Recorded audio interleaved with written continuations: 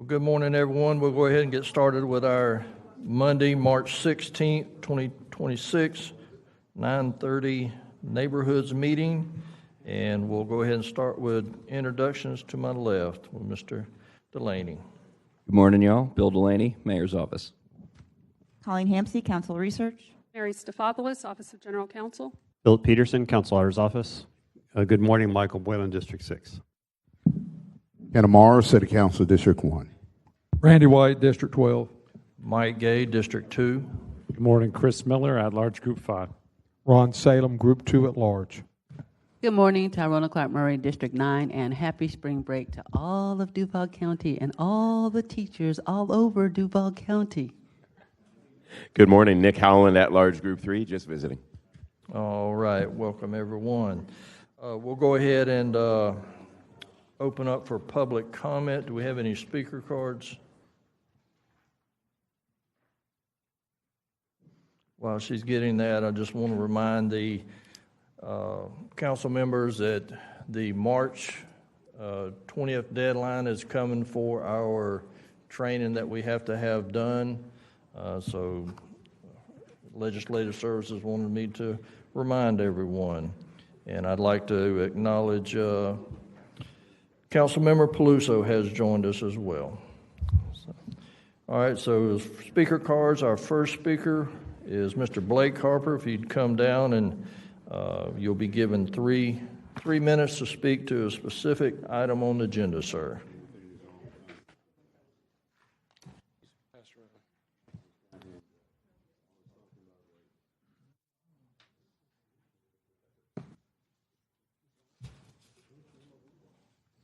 Good morning, Blake Harper, information on file. Again, I expect that you would all be disturbed at what I'm passing around to you. This is a campaign ad that came out after the Civil War. It says the Democrat platform is for white men, and the Republican Party platform is for the Negro.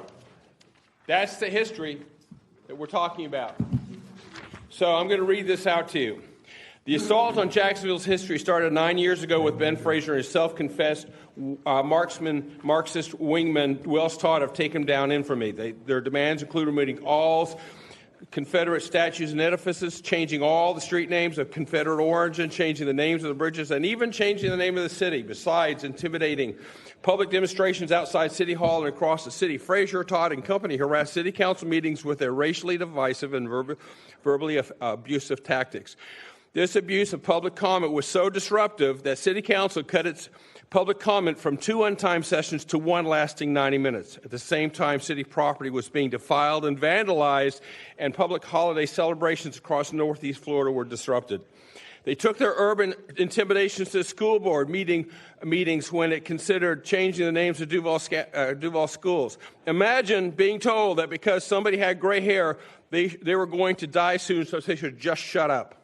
All the while, civil rights groups like Richard Danford at the Urban League told Ben Frazier to stop engaging in such tactics he was using.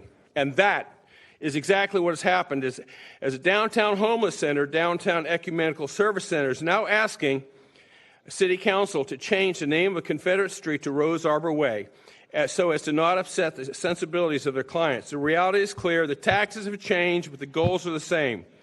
People are offended by the word Confederate, but for one reason, but they don't understand the real reason they should be offended and of whom they should be offended.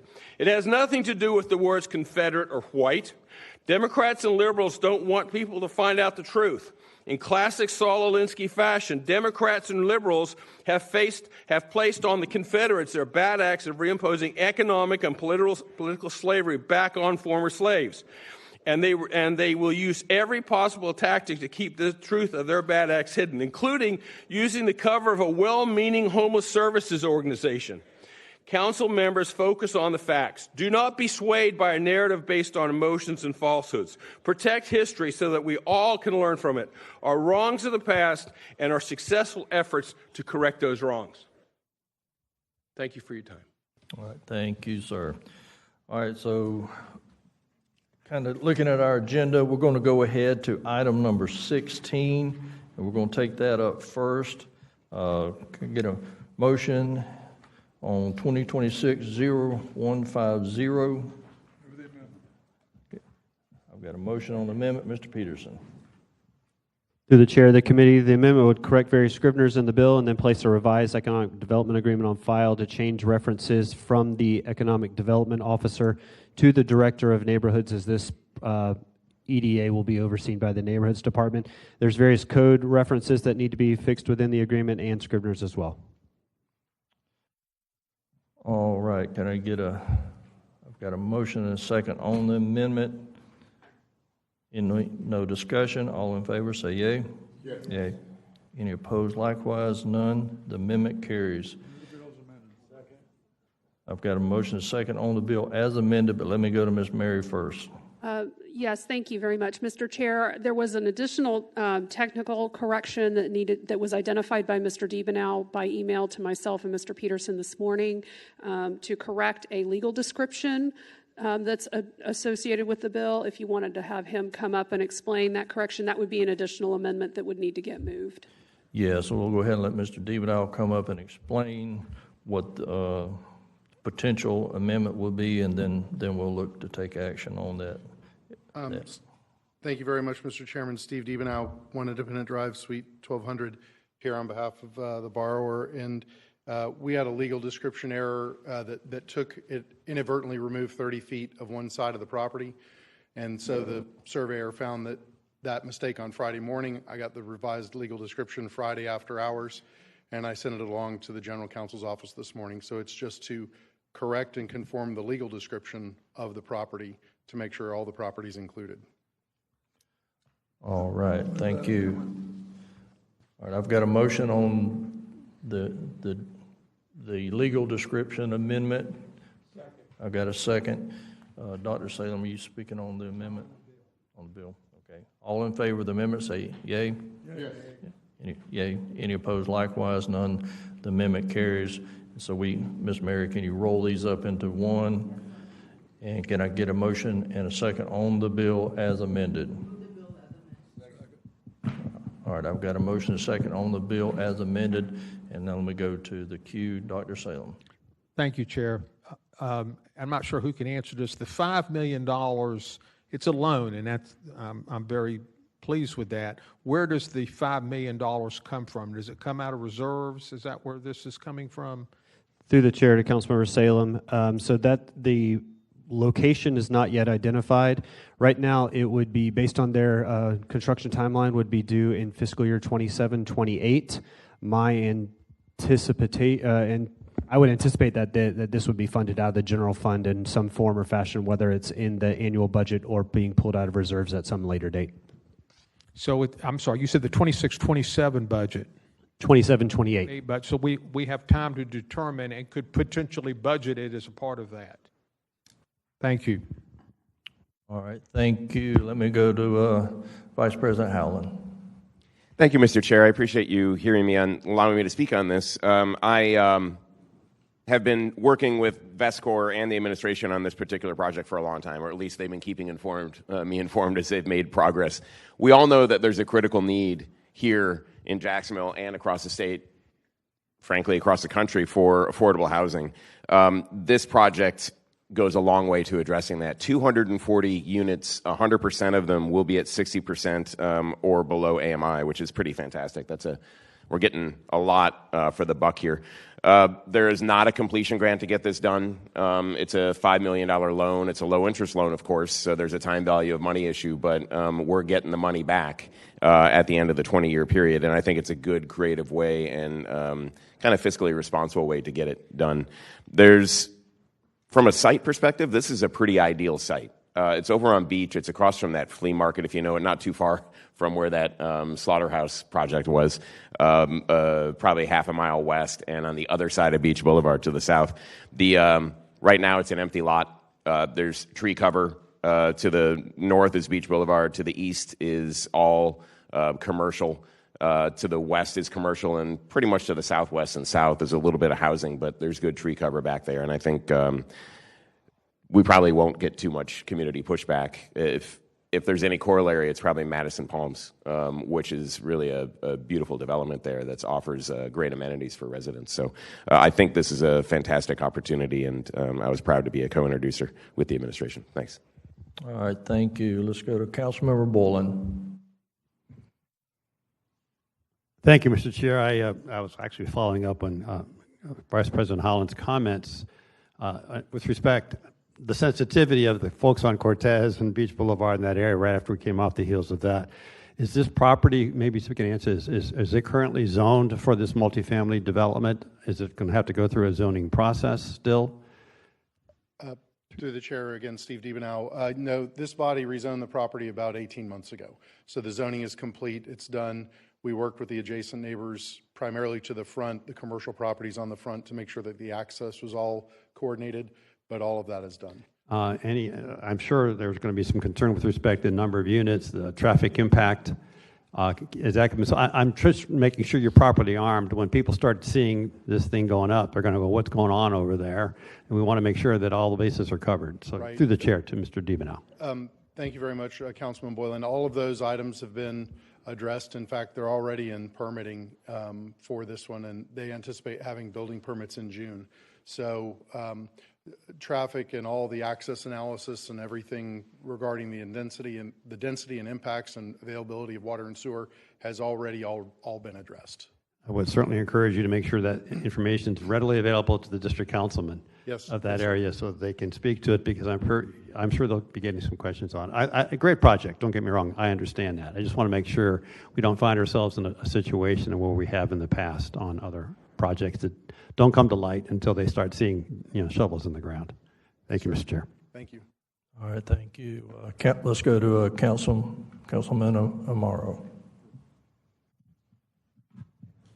Thank you, Mr. Chair. Just want to make a quick comment and piggyback on what the Vice President said, because as I'm sitting here looking at the legislation, I'm reflecting on the work that was done at Madison Palms, and that was achieved through a $5 million loan as well. And so I have no doubt that this company is responsible and will fulfill that obligation of repaying a $5 million loan. The work that was done there in Arlington, I was not on council at the time, and there was tremendous pushback about the impact. And while the impact is noticeable, I don't believe it's as egregious as some may have believed it would have been. But bigger than that, it is now fulfilling a need in the community and providing affordable housing. And I do believe this project will accomplish the same thing on Beach Boulevard, because the developers have demonstrated their commitment to that, and therefore I'm going to support it, and I would like to be added as a co-sponsor. Thank you. All right, thank you. Let's go to Councilmember Clark Murray. Thank you, Chair. Through the chair to Mr. Peterson and Ms. Stefopoulos. We just passed a bill in regards to identifying funding sources. So do we need to add a funding source to this bill? Through the chair to Councilmember Clark Murray, I believe you're referencing the one where it says completion grants have to be funded in the annual budget in which they are expected to be due. So at this time, we would not need to identify a funding source, but if funding hadn't been set aside similar to what has been done on other completion grants, by the time you receive the fiscal year 27-28 budget in the summer of 27, it would be required to be included in the mayor's annual proposed budget. All right, thank you. Thank you, Chair. All right, thank you. Let's go to Colonel Miller. Thank you, Mr. Chair. Through the chair, just a few comments about this, pretty much echoing a couple other comments you've heard, but I want to take this opportunity to do that. I don't tend to comment on a lot of these types of bills, but when I see something that I believe is in line with what we need and is structured in such a way that it's what I consider to be the right approach fiscally for our council and our city to be able to get all units in this project to be projected to be 240 units, all at, as Council Vice President Howland said, all of those at or below 60% AMI. That's what we need. That's what we need more of, and for us to be able to get a good mix throughout all of Jacksonville of all types of housing, this is one of those areas that needs to be shored up. We need more of these types of units. So I thank the Economic Development Office folks, as well as those involved in this project, and the financing of it. As was stated, it's a low-interest loan. Love that. Love that we're getting the funding back. And there may be some times we need to extend some periods of the loans. I'm okay with that, because you know they're getting the taxpayer dollars money back in our coffers to do other great things. So there is a time and place for some completion grants, and there still will be for a time, but my hope is projects like these show us what is possible, and we need to get more in that realm of financing projects than to stay straight in the completion grant realm. So thank you to all involved. I like the way this is structured. Now I'll be supporting it. Thank you. All right, thank you. Let's go to Chief White. Yes, sir. Thank you. Please add me as a co-sponsor. All right, thank you. No other speakers in the queue. I'd also like to be added as a co-sponsor. Doing these more as a loan and with interest, and I think it's more fiscal responsible for our city. So with that, I've got a motion and a second on the bill as amended. All right, we're all good. I've got a motion and a second on the bill as amended. Open the ballots, record your vote.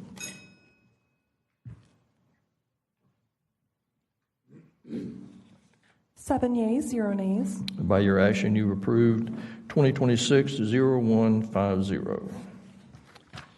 Next item, number 15, we'll take second here, 2026-0149. Okay, get a motion on the amendment.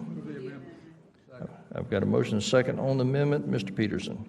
To the chair of the committee, the amendment will attach revised Exhibit 1, which is the DIA resolution, to include the executed copy. This bill was filed before the item went to DIA. Place the revised documents on file to include the outstanding principal balances of the two loans, correct monthly payments for the 11 East building, and then correct various scriveners in the agreement. And then there's a couple scriveners in the bill that need to be fixed as well. All right, no other speakers on the amendment. All in favor of the amendment, say yea. Yea. Yea. Any opposed? Likewise, none. The amendment carries. Can I get a motion and a second on the bill as amended? I've got a motion and a second on the bill as amended. No speakers in the queue. Open the ballot. Record your vote.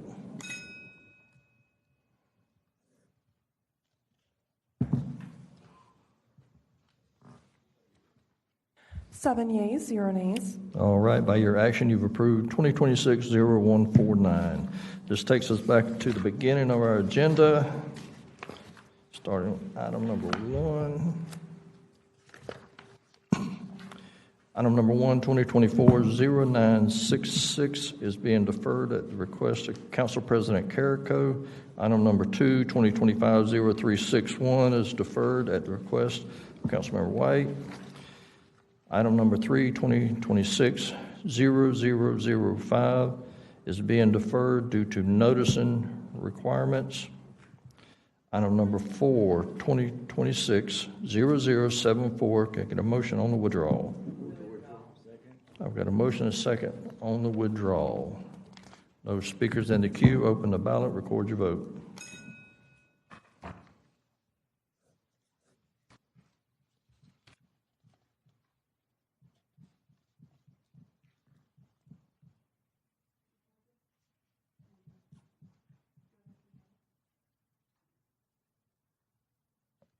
Seven yeas, 0 nays. By your action, you've withdrawn 2026-0074. Item number 5, 2026-0136. Can I get a motion on amendment?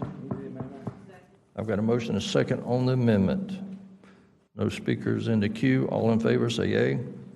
Yea.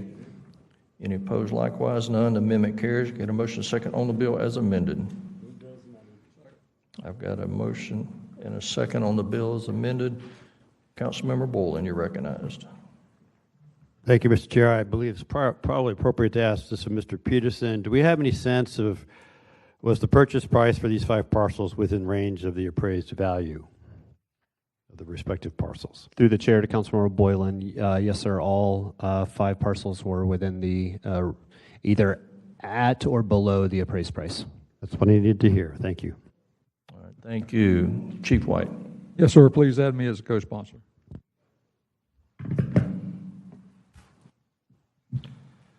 All right. Ms. Clark Murray. Thank you, Chair. And then I'm looking at the total, and then I totaled, tabulated the total for all of the properties. There is almost 200,000 left over. What happens with the remains of that? And that's to Mr. Peterson. Through the chair to Councilmember Clark Murray, that'll stay within the project. And so after they've settled all of the costs as related to a property acquisition, they will then move those monies back to the construction account through the administrative authority to move dollars around. Okay, thank you for that. And to the chair, this is in your district. How does this impact the project that's at Cedar Point and Starrett and the Cedar Point to Starrett and Pulaski project? Do you know how to impact that project? Yes, this is part of that phase of the of this project. It's included in it, and this is mainly for our acquiring the land for our retention ponds, so we can get that acquired to move this forward to construction. All right, thank you for that. Thank you, Chair. All right, thank you. Councilman Morrow, you're good? All right, no other speakers on the queue. I've got a motion and a second on the bill as amended. Open the ballot and record your vote.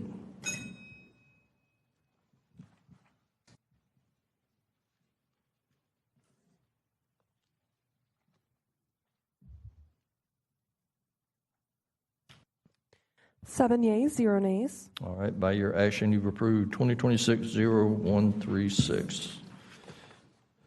Next item, number 6, 2026-0137. Can I get a motion on the bill? I got a motion and a second on the bill. Mr. Boland, did you? Thank you, Mr. Chair, for the opportunity to speak to this. I gave you a handout, and thank you for those who attended the notice meeting I held last Tuesday. All I'm trying to do here is to bring a little more professionalism in codifying the role and responsibility we as council members have.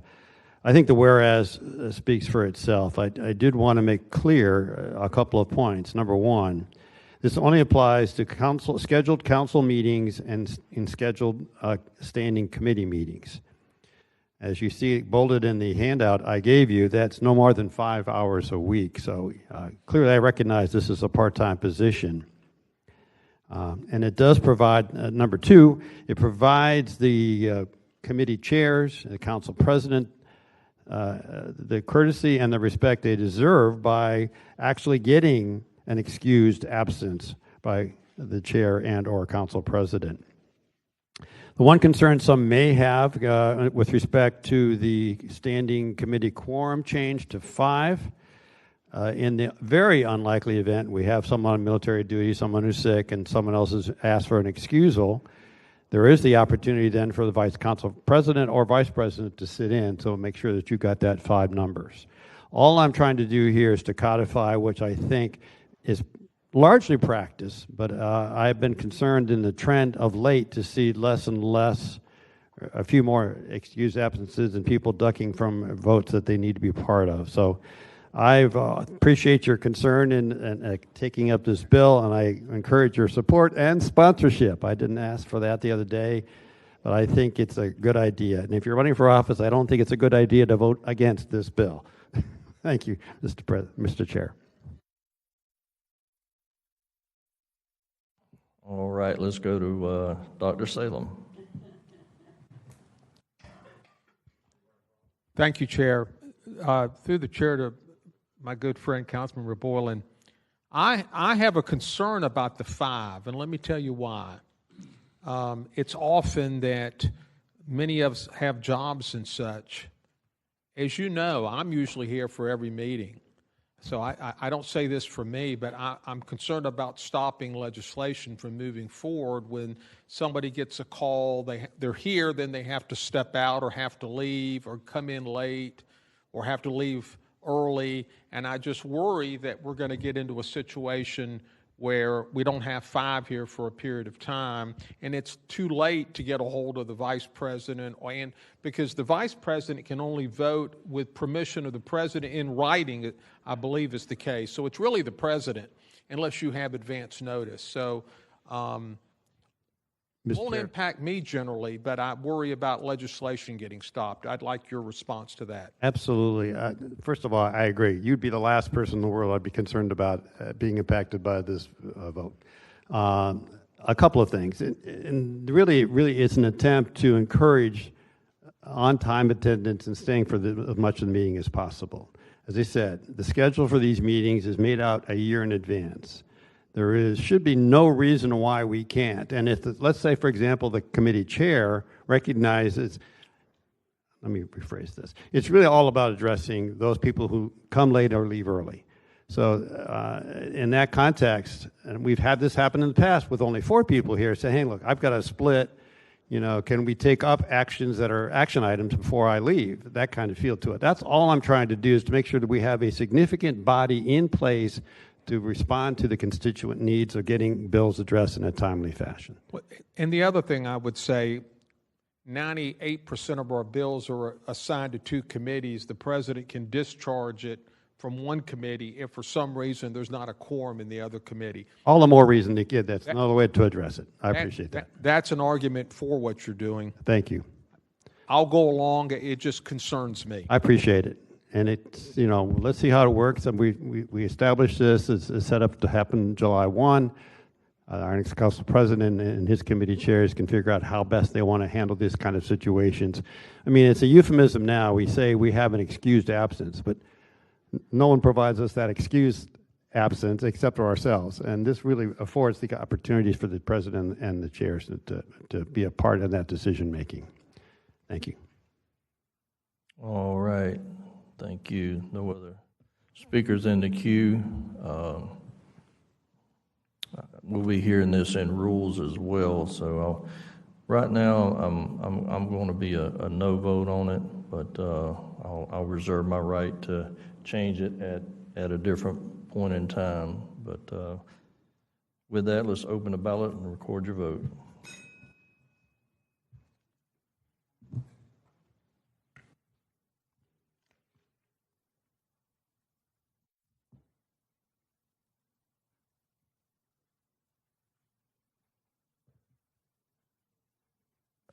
Six yeas, 1 nay. All right. By your action, you've approved 2026-0137. That takes us to item number 7, 2026-0138. Can a motion on the bill? I've got a motion and a second on the bill. Mr. Bullen.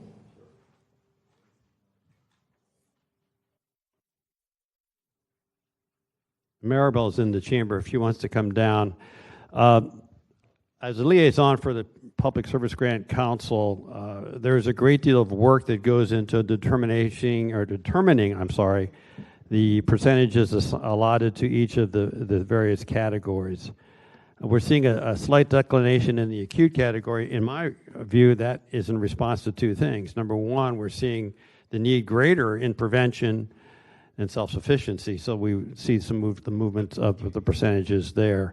Also, the demand for providing services, so the opportunity to provide additional funding to those areas where there's opportunities to serve people. I think this is helpful to do that. So, Ms. Figueroa, if you want to offer any further comment to that, I would welcome that through the chair. Sure. Through the chair, to the committee, Maribel Figueroa, Grants and Contract Compliance Division, and I am here with Nicole Ham, who is Vice Chair of the MVP Committee. Also with us in the audience is Vice Chair of Public Service Council and Rules Chair as well. Mr. Henry and Dr. Geismar are also here to answer questions if needed. But through the chair, to Councilman Boylan, that is correct. And there definitely was a much greater need and much more applications in prevention and diversion. In the acute category, where more funding was put, everyone except for one applicant received an award, even if they had lower scores than applicants in the prevention and diversion category, unfortunately. So the council, the PSG council, and staff believe that this is the right mix based on what the need is out there. You might want to take a moment to speak to the fact the microgrant program is not included in this year as a priority for a variety of reasons, not the least of which we're not able to get it off the ground this past year. The administration is discouraging us moving forward, giving the capacity of your office to manage that. As you all know, we just picked up the community benefits agreement. Is responsibility of oversight there is happening within your grants department. So do you want to speak briefly? And this is not to discount the fact that we still have a microgrant program that's under a different, under KHA, if I'm not mistaken. But through the chair. Through the chair, if I may, to Councilman Boylan and the committee, the microgrant program is currently on pause. The PSG Council worked really hard, numerous hours, putting together an excellent microgrant program. This would be the first implementation of this specific program that was modeled after safety and crime reduction, with a lot of improvements and things that we feel would be a lot more effective. Unfortunately, we are in a position where the same resource that was going to oversee this is the same resource we're having to tap into for CBA until staff is hired for that, and the same resource that is having to oversee all of the corrective action plans from the audit that last week was published. And so we are not able to dedicate that resource to this at this time. So it's on pause. There is an intent to move forward with that. If for some reason the funds are not utilized by September 30th, because it is in this budget's year, then that's not necessarily a bad thing, because we still have the 2% those number that we have to come up with, and that would more than cover it. So that would be money, funds that would not have to be obviously taken from any existing awards. But if it is where we could free up that staff, then it is the intent of the PSG Council to go ahead and move forward with that. And Mr. Chair, I do appreciate the fact that the due diligence that the council took onto this, as well as the department, and the credibility, the stewardship. We want to make sure that we don't compromise any of that in this process, so we all can feel confident in the fact that the council and the grants department is effectively managing and providing the oversight necessary on our public service grants. Thank you, Mr. Chair. All right, thank you. Let's go to Colonel Miller next. Thank you, Mr. Chair. Through the chair, just a quick question to Councilmember Boylan. I know this is on categories, changing the percentage of the categories. Is there another piece of legislation that talks to other details that are changing? Because I know they've been very open to making improvements in the past. We've had some good meetings, and I appreciate your flexibility, your willingness to consider things that would improve things. I do have a question on an oversight of board members, scoring members, but I know it's not appropriate for this one, so I just wanted to ask when I'd have that opportunity. Through the chair, when we get to item number 17. 17? Okay, I just want to make sure yes, I brought it up during the correct period. You got it. Thank you. It's coming. All right. No other speakers in the queue? Oh. Go ahead, Vice President. Thank you, Mr. Chair. I just had a real quick question. Is one thing that for 2 years now, there's a charity in town, First Coast Crime Stoppers, that has not been able to get a public service grant. Is part of that because they don't fall clearly within one of those three categories, acute, prevention, and self-sufficiency? Through the chair to Councilman Howland, yes, insofar as I believe they were in prevention and diversion, and they did have some concerns and wanted some things readdressed, which were, and they still were not able to compete. But they were closer to maybe second from the bottom. So had additional funds been put in prevention and diversion, I don't think that they would have had to. So I've asked them to work on their application. So it's not a categorization issue. It's, they're not losing because they're more post-vention or enforcement, rather than prevention. Through the chair, only in the sense that last year there were more funds allocated to the acute category. However, applicants must apply for the category that goes with them. I'm going to apply for acute even though I'm prevention because I know there's more money there, because that will, obviously, when the scores look at that, will not be seen kindly in terms of scores. But now that there are more funds, and if they work on improving their application and properly answering the questions specifically so that the scores can address them or know that they're responded to satisfactorily, then they may earn more points, and they will have a better chance of, because there will be more money if you approve this, for them to have additional funding or to be able to be funded this year. So they do have to still do some work because they were near the bottom. Understood. Thank you. All right, Thanks, Mr. Chair. Thank you. Let's go to Councilmember Boland again. Thank you, Mr. Chair. Just in response to Council Vice President Howland, yes, they certainly qualify. Last year, they had actually challenged their score, but not to a sufficient part. But categorization was not an issue for them. Thank you. All right. No other speakers in the queue. I've got a motion and a second on the bill. Open the ballot. Record your vote.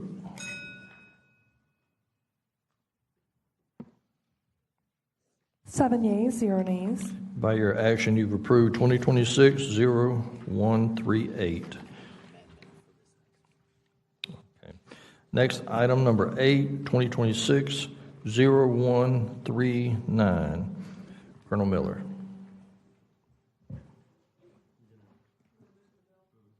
Okay, we'll go ahead and get a motion and a second on the bill. I've got a motion and a second. Colonel Miller, you're recognized. Thank you, Chair. I have a proposed amendment for this as well on some of the verbiage on this one, but I just wanted to say overall, through the chair, this is an attempt to, as we've done with other areas, to give a little more oversight and awareness to our body as a whole when the funding we've allocated is being expended, especially in this case, given there's going to be a regular amount going into this fund that's being utilized by the Homeless Initiatives Commission. And so this is an attempt to do that. Anything under 100,000, they have that latitude. Anything over that 100,000, we're asking that they come back to the full council just to make sure we have that oversight and awareness that I spoke about. And as I said, I do have an amendment. I don't know if this is a proper time here. Okay, my amendment, and I'll just read it here. Instead of limiting the spending authority to a single expenditure as it is written right now, in excess of 100,000 without prior council approval, I'd like to move the amendment that no funds shall be spent on any single project, program, or initiative from the fund in excess of 100,000 without prior council approval. So if there are a series of things that go into one particular project, I'm suggesting those should be considered as one project, and those amounts totaled up for that 100,000 threshold. So that's the amendment that I would like to propose on this piece of legislation. All right, I've got a motion and a second. Any others? Mr. Peluso, are you on the amendment? Okay. All right, let me go to Dr. Salem on the amendment. Yes. Okay. Please. I didn't understand it. Can that be explained once again so my Thank you. brain can understand it? Thank you. I think I'll switch over to Mr. Peterson. He may be able to help me out here. I'm sorry if I didn't spell that out very well. He could probably sort through it a little bit better than me. Thank you. Through the chair to the committee. So the language that's in the bill right now requires that no single expenditure in excess of $100,000 can occur without council approval. But what could happen is you could have a $200,000, $300,000, $400,000 contract that could be broken down to $80,000 payments, and that would never come to council based on the language that's in the bill as is was introduced. What Councilmember Miller is proposing is to change that to no single project, program, or initiative can be approved in excess of $100,000 without council approval. So that $400,000 item couldn't be broken down into smaller amounts. It would require council approval before they could move forward with that. If I can follow up, so if I hear you correctly, it's a $400,000 expenditure composed of five $80,000 items, and you're saying that would not come to the committee under the existing language. Through the chair to Councilmember Salem, that $400,000 is an example I gave, and yes, that's correct. Under the existing proposed language, it would not come to council. They could go forward with that without council approval. Okay, thank you.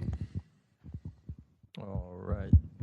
Thank you, Councilmember White. Yes, sir, through the chair, maybe to Mr. Peterson. Does JFRD pull from this funds also? Through the chair to Councilmember White, JFRD, their funds, while in the homelessness fund, they're not part of this special revenue fund that the dollars go in towards. So this will not affect them, in other words? That's correct. Thank you. All right, so no other committee members on the amendment. Mr. Peluso on the amendment. Thank you, Chair, and thank you for allowing me to speak on this. I am the liaison officer for the HIC. To that end, we do have Captain Paramore, who is a member of the board, and there are things that perhaps JFRD could come up with where dollars could get expended out of this fund. To that end, in general, if you've been coming to any of the HIC meetings, you will see that things have been kind of slow to get to where they need to. Issues with processing, issues with procurement, issues with the procedures of what their body can and can't do. I am just concerned that we keep tinkering with a new commission that we created last year with the intent of being agile and trying to get dollars into the street as soon as possible to help make sure that we're addressing the issues of homelessness, which we've seen get worse in this city. And I know we see ebbs and flows, but it certainly is still in a tough spot.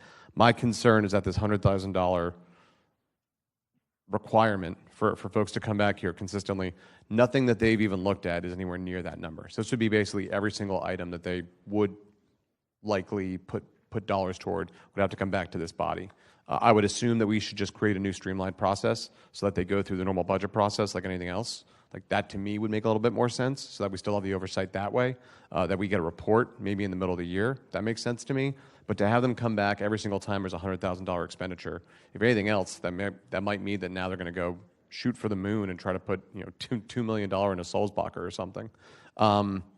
Point being, I think that dollar number. I don't love the bill in general, but I think that dollar number is way too low to begin with. And I think that if you were to ask HIC board members and staff, they'd probably tell you the same thing. All right, thank you. Colonel Miller. And in response to that, I'd like to go through the chair to Mr. Peterson. If you would, Mr. Peterson, we've, to the group also through the chair, we've talked about this on the original charter that was written, and there's some language in there. Even though they have, as you see, they've already executed a contract of not to exceed $260,000, even though the verbiage in the charter seems to imply they would recommend and send it back to the council. And so there are some concerns in the way the charter is written that probably need to be shored up as well. But my intent here was to, because not everyone can go to all these council meetings, and I appreciate Councilmember Peluso being our liaison, but I think the awareness, this is such an important program, and it has taken a while to get started, a year and a half, a little over a year and a half, and we still don't have a plan on the way forward except for the emergency front end of this that is going very well. But Mr. Peterson, if you explain the concerns with the charter language, and if you would list all the other agencies that we have, the council has initiated similar types of caps, if you will, and expenditures that would need to come back to us before approved. Through the chair to Councilmember Miller. So yes, sir, within the ordinance code section or chapter 86, which outlines the Homelessness Initiatives Commission, There are two items that stand out as their responsibilities are to annually review and recommend programs, initiatives, or services to be funded from the Home Assistance Initiative Special Revenue Fund, including specific amounts to be allocated to those programs, initiatives, services for inclusion in the city's annual budget. So it's a recommendation from them. And the other is to identify sources, both public and private, to assist in addressing homelessness, and make recommendations to the council and the mayor with how to fund or how these funding sources are best utilized. So the Initiatives Commission is more of a recommendation to the mayor and to the council on how to address issues, not necessarily the spending of the dollars that are put into the special revenue fund. As it relates to your second question, the city has two other funds that have the same $100,000 expenditure limit authority. The first is a parks fund where they can take in donations for improvements to parks that can be for naming of a ball field or a bench, or the biggest one that we've had to date since this was put into place was the Fort family made a $1 million contribution. And sometimes Mr. Joseph can spend under that $100,000 for certain improvements to the parks, but we've also seen legislation where those expenditures are in excess of $100,000. The other example we have is the Jacksonville Veterans and Military Family Community Center and Facilities Special Revenue Fund that was just set up last year, and that has the same $100,000 threshold that the Military Affairs and Veterans Division can go and spend dollars that they have either received as donations or dollars that have been appropriated to that fund without coming back to council. But once that $100,000 limit is hit, it requires council approval. And I believe through the chair to Mr. Peterson, the Tree Commission also has a $300,000 limit as well. That's correct. Okay, thank you. Happy to discuss further or answer any questions, but that's basically through the chair. That's all I'm trying to do. I'm just trying to make sure that oversight and awareness is here, because there's going to be more dollars. Through the chair, Mr. Peterson, what's the projected amount going into that fund through the natural streams? I think it's 1.8 per year. Through the chair to Councilmember Moore, it's based off the approved economic development incentives within the prior calendar year. So it was $1.8 million for the 25-26 budget. Our office, in working with OED and the budget office, have determined that number is going to be just over $1.3 million for 26-27. Okay, thank you, Mr. Chair. Thank you, Mr. Peterson. Thank you. Mr. Peluso, on the amendment. Yes, Chair, but just in general, through the chair to the sponsor of the bill, I would just say, if you haven't talked with a number of the HIC staff and board members, I'd be happy to do a notice meeting for you, myself, the chair of HIC, and I know we got Kenny Logston and Shannon McGillis as the attorney, to just kind of go through what the process has been like now, the issues that we've had, how to make sure that we make sure there's proper oversight, but also the spending of the dollars. If you'd be willing to defer this bill another cycle to try to find a substitute or something else that I think could solve a lot of these problems, I'd be very willing to work hand in hand with you. Through the chair, to Councilmember Peluso, I'm fine if there's a recommended adjustment on the amount, and I haven't done all the research on the exact amounts that they're looking at right now, except for the contract that's already been executed. But I mean, I think it's a pretty straightforward recommendation, and certainly our city council is not holding them back from doing their job. And I must say, I went to a number of the meetings up front, and it just was a slow process trying to get going. And then I heard the comments about, you have 1.8 million, so spend the dollars that you have as you see fit. I've heard some comments like that in those meetings, and I just wanted to make sure this full body was aware of how the taxpayer dollars were being considered to be spent.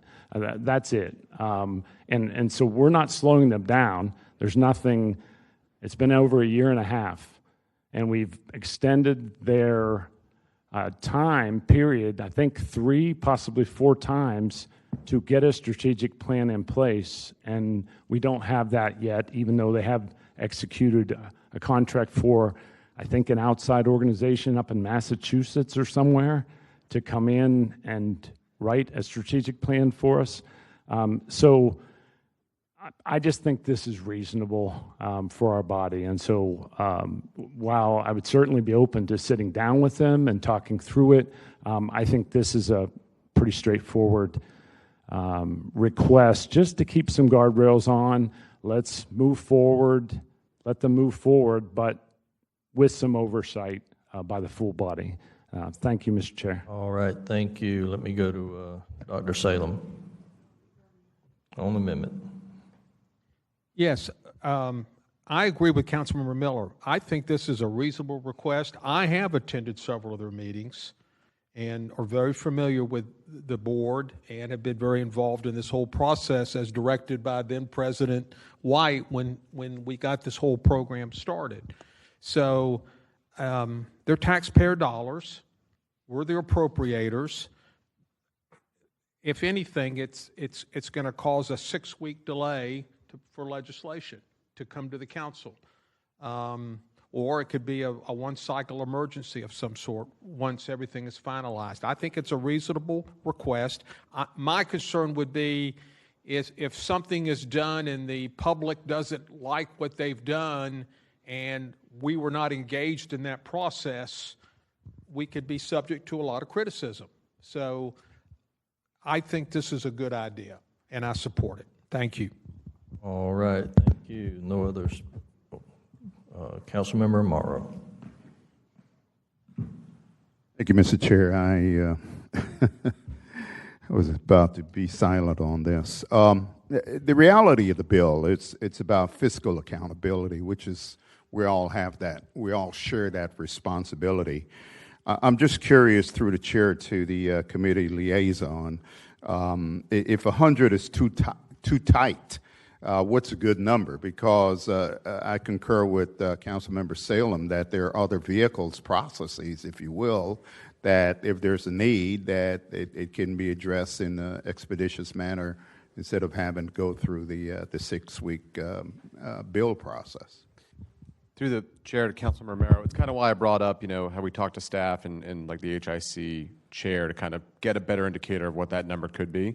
I mean, some of the special revenue funds that were discussed earlier are all pretty niche funds. The one that's maybe the most utilized is the tree mitigation fund, and $300,000 for tree mitigation is a lot. You can do a lot with that money. So that even that cap seems almost high to me. So I would just think that it'd probably be much greater than that, but I also think that we just need to change the process in which dollars get funded and spent in general, like even beyond just this one cap. Point is, I think this is just a weird additional hurdle that might be kind of another thing for the HIC to say, well, why do we keep getting these random new things thrown at us? It's why I encourage, let's make sure we have them at the table to talk about it. All right. Thank you. Councilmember Boland. Thank you, Mr. Chair. Through the chair to Councilmember Peluso. I think what you see where this is going, my suggestion is anticipate that this is going to get through today. You've got finance tomorrow. Between now and then, hopefully it'll be taken up in rules as well. Perhaps an amendment could be offered in finance tomorrow that speaks to the concern. I don't think the appetite to defer the bills here. So I would encourage us to move forward with the bill as it is and then come back with an amendment in finance tomorrow. Thank you. All right, thank you. No other speakers in the queue. We've got a motion and a second on the amendment. All in favor say yay. Yay. Any opposed likewise? None. Amendment carries. Can I get a motion and a second on the bill as amended? I've got a motion and a second on the bill as amended. No speakers in the queue. Open the ballot and record your vote.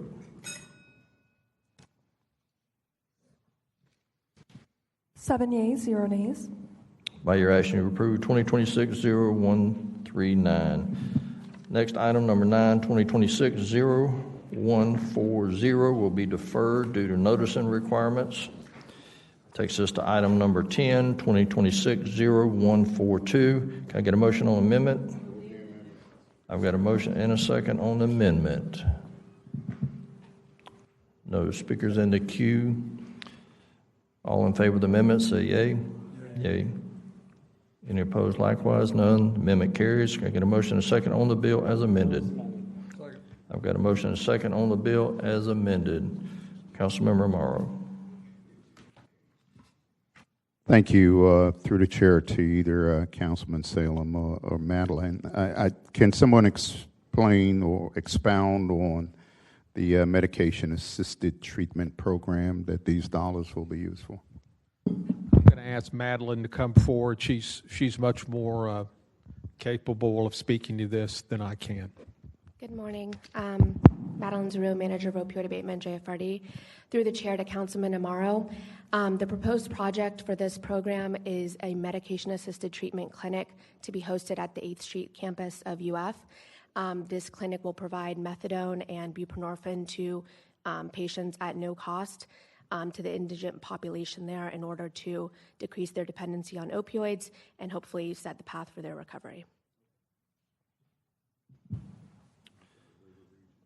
All right. You good? Mr. Boland. Thank you, Mr. Chair. We had a considerable concern. Actually, it comes up in 150 in a few minutes of situations where organizations don't have a recommendation of good standing. But what we did there was to actually have the board or some authority submit a letter affirming that they are not in a position to do so, but they are an organization of good standing. I don't know if it makes sense, through the chair to Ms. Peterson or Ms. Stefopoulos, if we take a look at some language or something in here that requires some accountability and codify the accountability that they are in good standing, although not necessarily through the Florida Department. I mean, it's probably not necessary, but I just think it just documents the fact that that consideration is part of the process. Through the chair to Councilmember Boylan, and I'll have Ms. Zaro correct me if I'm wrong, but I believe the only reason this is before you today is because the UF Foundation, who applied for the grant, is acting as the pass-through agent, essentially, and that the dollars will all be spent by UF Health. But for that, I believe that this program would have never come to council and would just ran through the opioid grants process as all the others do. All right, thank you. Let's go to Councilmember Clark Murray. Thank you, Chair. So through the chair to, I'm going to say Mr. Peterson, it could be Councilmember Salem as well. So I'm looking at the purpose for the waiver. The waiver is needed so that they can distribute the funds. Currently, what's the purpose of the waiver? Through the chair to Councilmember Clark Murray. So UF Foundation is the one who applied for the grant. So the dollars will be distributed to UF Foundation. They will then, in turn, give the dollars to UF Health. But UF Foundation will be the entity that's ultimately responsible for submitting the proper documentation. And I say disperse, this is all on a reimbursement basis. So if they don't turn over the right documentation, they don't get reimbursed for it. But it's because they're essentially a pass-through entity. So the entity that will actually be performing the services are not the ones who will be receiving the dollars, and that's the reason for the waiver. All right, thank you for that. I also want to be added as a co-sponsor. All right, thank you. So no other speakers in the queue. I've got a motion and a second on the bill as amended. Open the ballot and record your vote.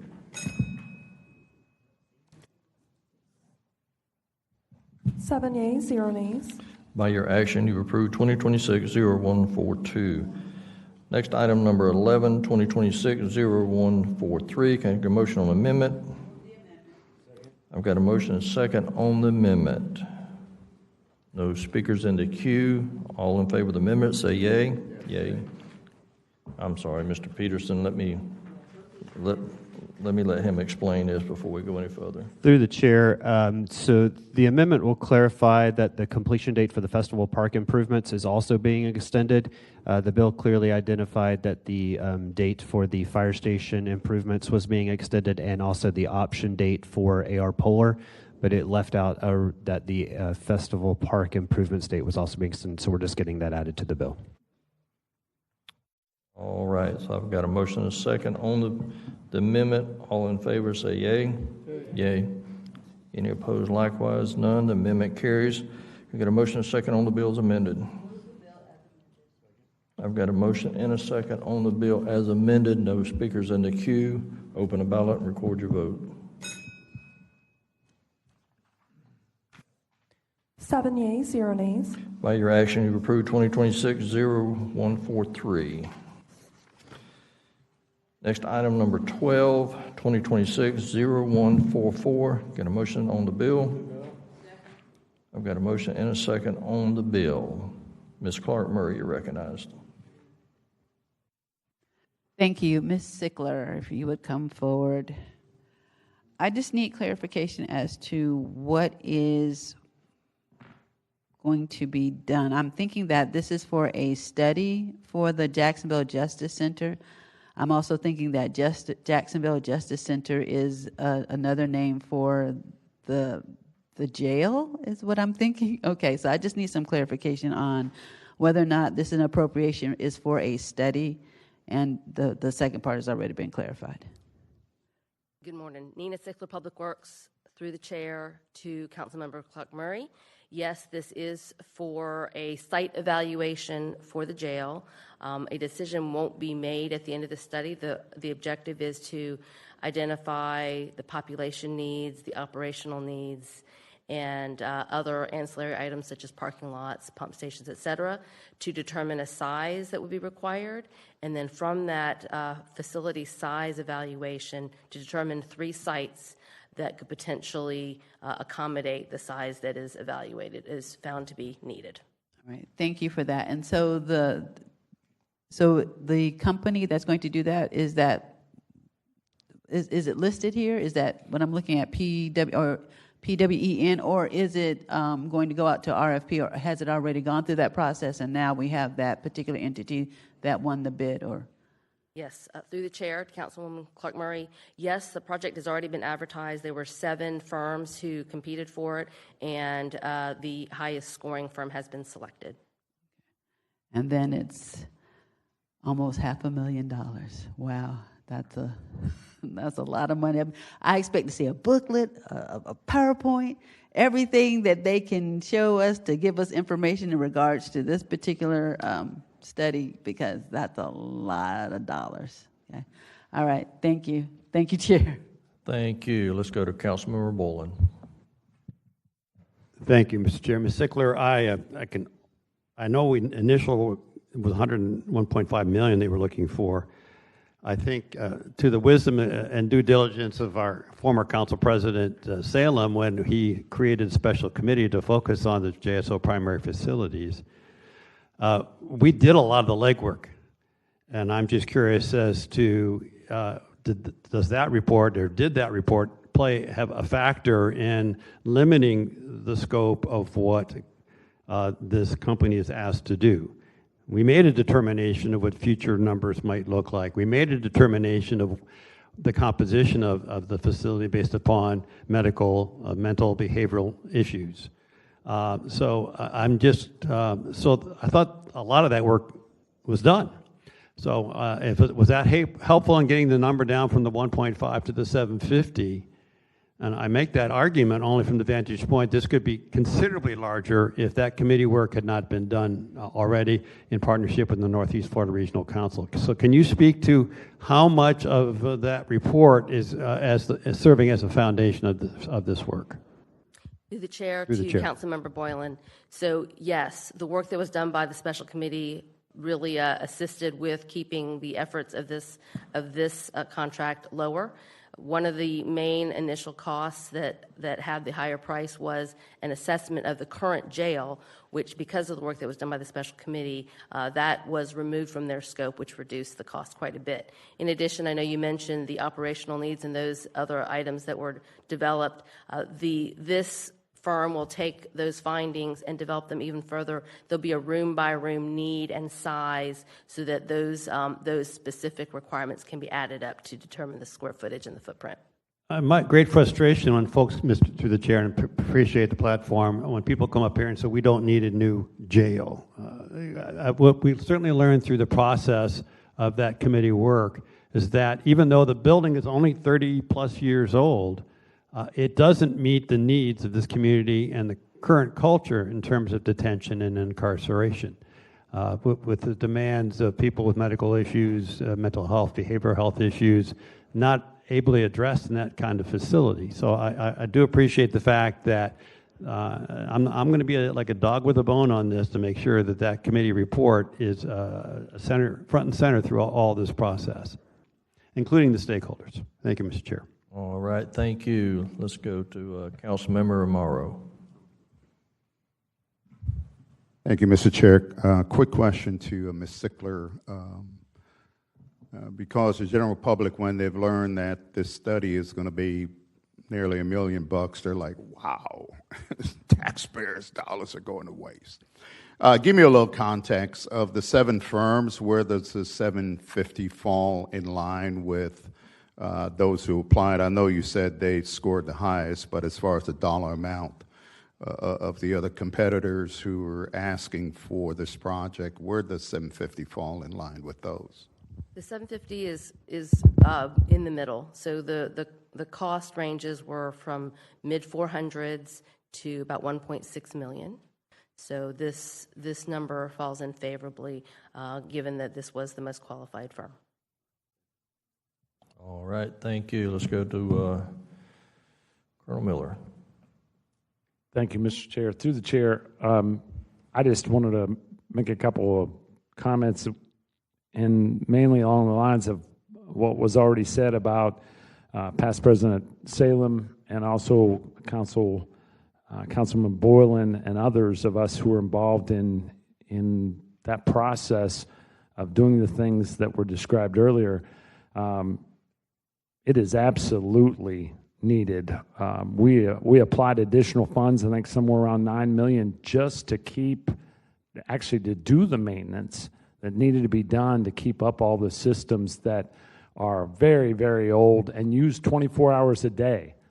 And so that aging process has been sped up because that all aspects of that facility are used 24 hours a day. And so we absolutely need to keep this moving forward. And so I applaud everybody on the front end, as I said, past President Salem and everyone involved in this process. And I thank Sheriff Waters and his team for continuing to move this forward. We have to do this. There are ways to finance this. There are lots of different ways to finance this. And so we'll get to that process. But I think because of the scope we have here and all the work that a lot of us already did, we will be at a good place here to be able to have good, solid options and locations for our body to consider going forward. So I certainly applaud all those involved who have kept this going forward. It's not only for those who are being detained, it's for our men and women, our corrections men and women that have to work in those facilities that are constantly flooded by sanitation overflows onto their desks and other things like that. The conditions are not good in there. And so we have to change that. And I challenge anyone questioning whether we should do this, go take a tour. They'll take you through that facility. And you'll change your opinion if you do that. So to all those involved, again, thank you very much, and thanks, Ms. Sickler. All right, thank you. Let's go to Dr. Salem. Thank you, Chair. I agree with Councilmember Boylan. There was a ton of work that was done a couple of years ago, and I agree with him. I also will be monitoring this whole process very closely because I invested through the Boylan Committee, and Councilmember White was on it, Councilmember Miller was on it. I think we all want this thing to occur, but the 750 is beyond finding the sites. There are going to be town hall meetings. There's a lot involved in this proposal to educate the public once the 3 sites are identified and all those types of things. CG&L was awarded this, correct? That is correct. And I know I've met with CG&L a year or so ago. They have your report, Councilmember Boylan. They've reviewed it. It was very helpful to them, which I think kept some of these costs down. So I think we should vote on this, move this process, but monitor this whole process as well. Thank you. All right, thank you. No other speakers in the queue. Just, I guess, for Ms. Sickler, before you step away, a lot of what this firm is going to be charged with is, from my understanding, is finding the location and how it works within the city infrastructure, the location, how it's going to be applicable to serve. And the committee that Council President at the time, Salem, put together was to identify the need and to see that we do need to move this forward. But this firm here is actually going to take it to the next step and find the location and how it's going to best serve the city. Am I correct on that? That is correct. It'll take the findings of the special committee and put those on parcel footprints so they can understand traffic flows and those specific to those 3 sites. Right. Okay. Thank you. So I see this as more as our next step to get where we need to be. No other speakers in the queue. Let's open a ballot and record your vote.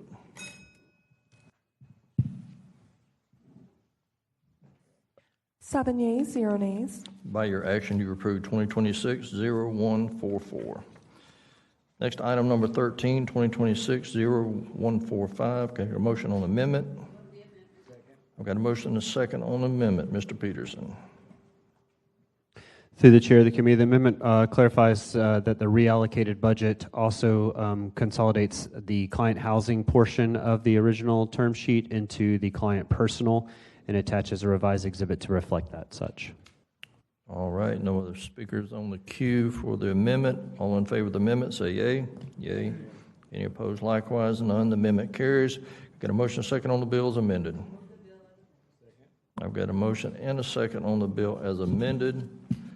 No speakers in the queue. Open a ballot, record your vote.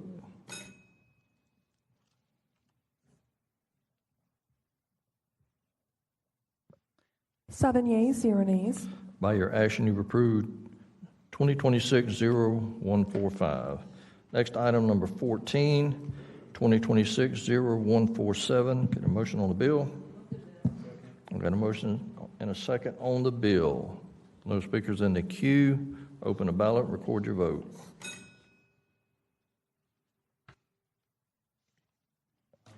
Seven yeas, 0 nays.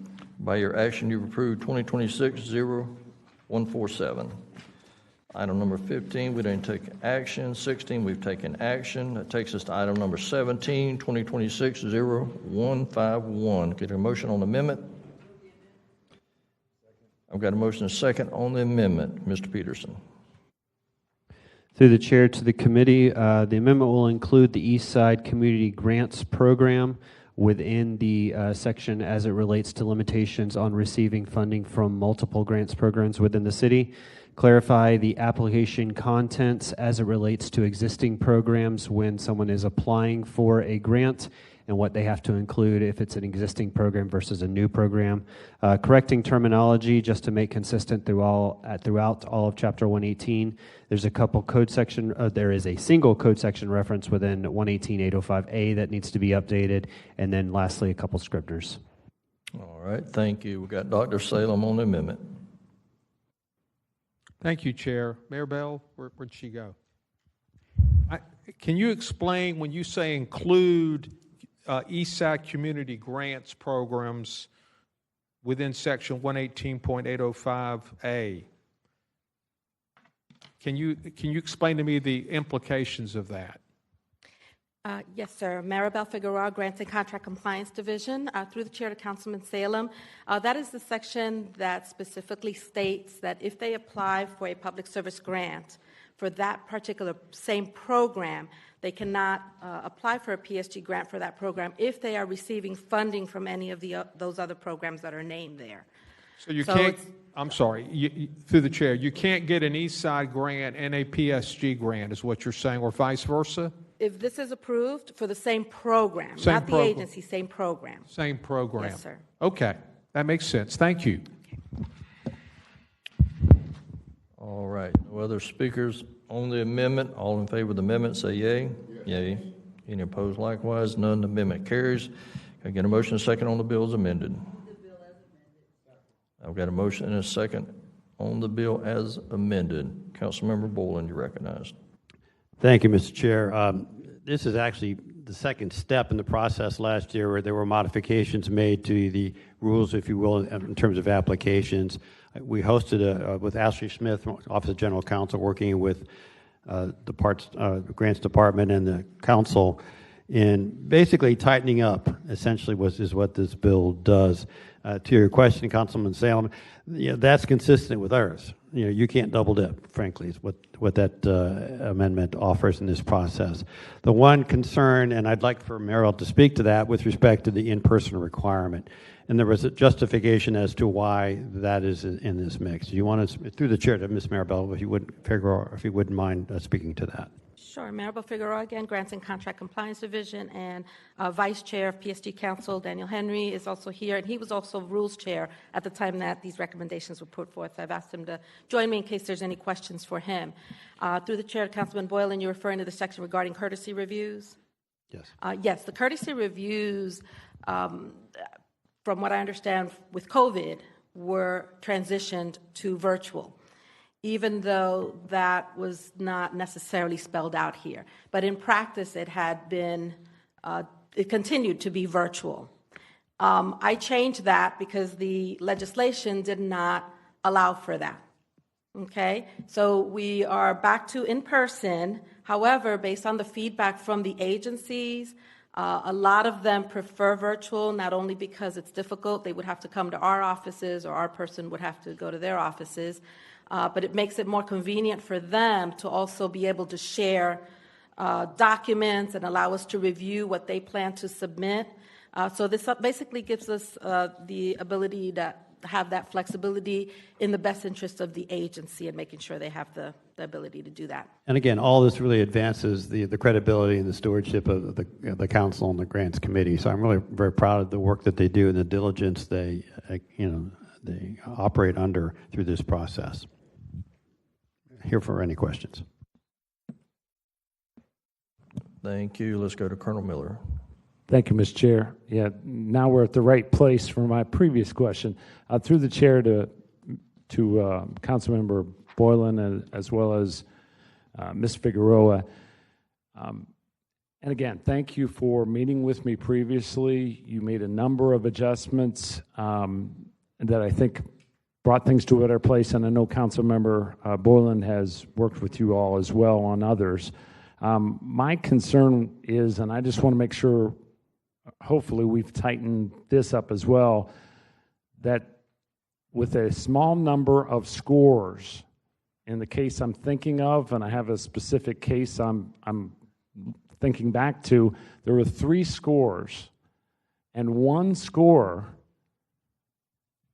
can have a big impact on who gets selected for a grant and who doesn't by scoring someone very, very high, whereas the other 2 scores can be very similar, and then they can score someone else very, very low, and the other 2 scores can be similar again. And an example is, and I just took this from a previous one that I saw, one person scored a 95, the other 2 scored 75s, and then that was a total of 245. On someone in the same category, that person that scored the other one 95 scored another organization 70, and the other 2 scored them 85s. So 2 of the people thought that second one was the better one. However, the first one was awarded those monies because of the 95 versus 75s. I'm using that as an example, just asking, have we tightened that up as far as oversight, or have we expanded the number of scores? If that occurs, that we say, wait a minute, before we finalize this process, let's make sure one person didn't unduly influence the scoring that wasn't meant to be unduly influenced by one person. If that makes sense, please, if you'd respond to that through the chair. Yes, through the chair to Councilman Miller. The situation that you mentioned, there really only was one instance, which happened this grant year that we just completed. Since I've been here, there was only one instance where there was an extremely high score that was eliminated because if it's 20 points or more, from a higher or lower, that gets eliminated as an outlier.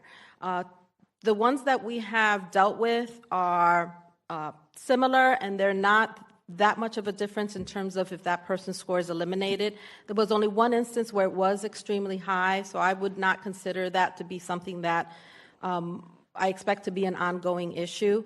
There are 5 scorers, at least there's 15 PSG council members and 3 categories. So there's 5 each on each of the categories. The changes to that particular section are not being proposed.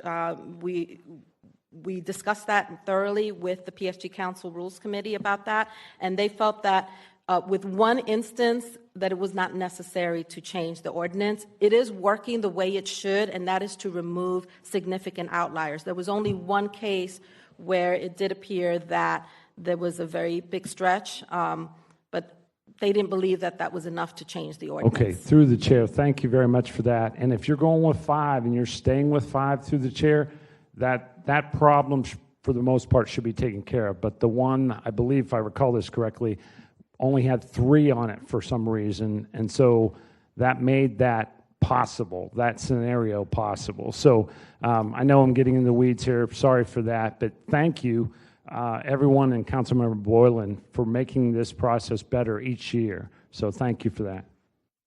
All right, Mr. Peterson. Through the chair, just want to bring this to light during the current conversation. The code only requires them to have 3. They can have a policy to have more than 3, but if that's a concern of Councilmember Miller's, they can get by with just 3 scorers. So just want to make sure you're aware of that. All right, thank you. So I've got a motion in a second on the bill as amended. No other speakers in the queue. Let's open the ballot and record your vote. 7 yeas, 0 nays. By your action, you approve 2026-0151. Thank you. Next item, number 18, 2026-0155. Get a motion on the bill? I've got a motion and a second on the bill. All right, let's go to Vice President Howland. Yeah, thank you, Mr. Chair. First Coast Crime Stoppers asked me to introduce this one. This is a pretty simple one. Counties are eligible to receive grants from the Florida Crime Stoppers Trust Fund, but in order to do so, 3 things must apply. First, there's only 1 award allowed per county. Second, the awardee must be an official member of the Florida Association of Crime Stoppers. And 3, they must be designated as an agent of that county, and First Coast Crime Stoppers is the only one who meets that. All 3 of those criteria. So this designates them as our agent to apply for those grants from the state. Thank you. All right, thank you. Next, let's go to Councilmember Clark Murray. Thank you, Chair. Vice President Howland actually just answered my question because I was wondering why Crime Stoppers as the sole agent, but I was also looking at the Florida rules too, in regards to Crime Stoppers all over the state. So this actually does make a great deal of sense. So with that, I don't have any questions. Thank you, Chair. All right, thank you. Chief White. Through the chair, please add me as a co-sponsor, please. All right, no other speakers in the queue. Open the ballot, record your vote.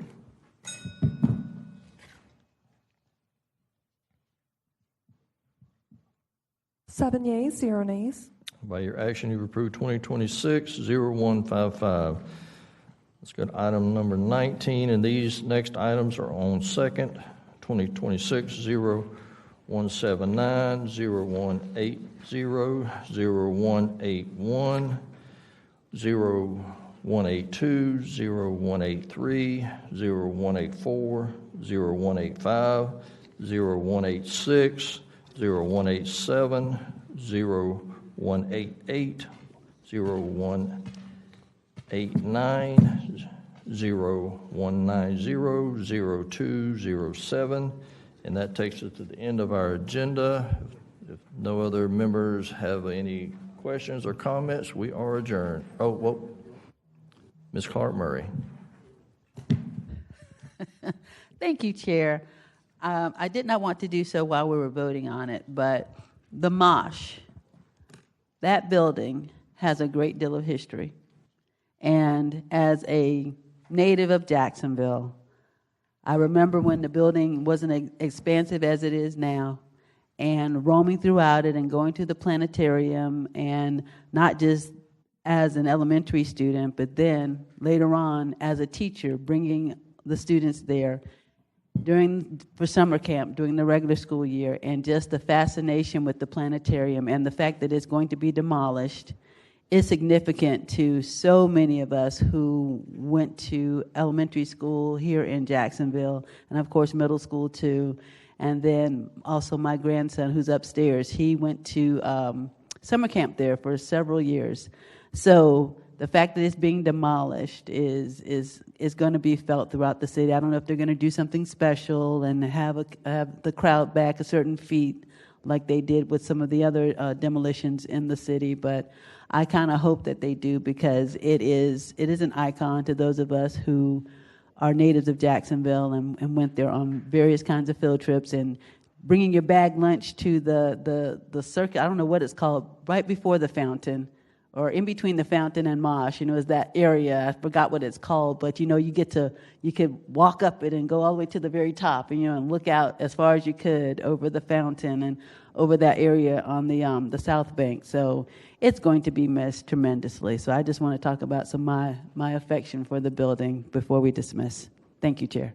All right, thank you. All right, we have no other comments. We are adjourned.